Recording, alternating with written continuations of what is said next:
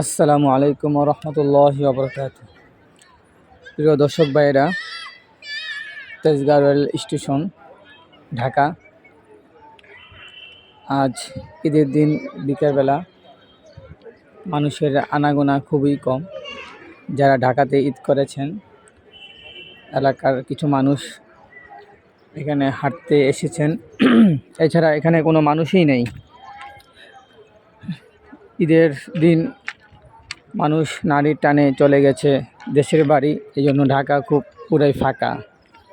Tejgaon rail স্টেশনের উপর দিয়ে চলে গেছে উড়াল সেতু।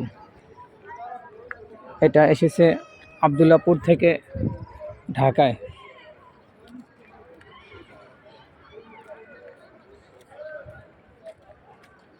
এই উড়াল সেতুটি যাত্রাবাড়ি পার হয়ে যাবে। তেজগাঁও এলাকার কাজ শেষ, মগবাজারের কাজ শেষ, এখন এই পর্যায়ে আছে। সেতুতে কোনো বাস গাড়ি দেখা যাচ্ছে না, পুরাই ফাঁকা। হাতে গোনা কয়েকটি বাস চলাফেরা করতেছে।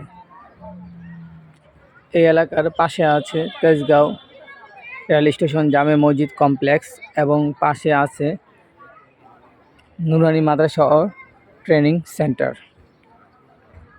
এর পাশে আছে বহুতলা ভবন, কয়েকটি বাড়ি, এবং এখান দিয়ে সোজা এই ভবনগুলো দেখতে পাচ্ছেন, এগুলো কাউরন বাজার চলে গেছে।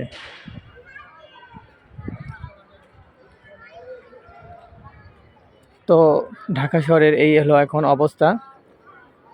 আজকের মতো সংবাদ শিরোনাম।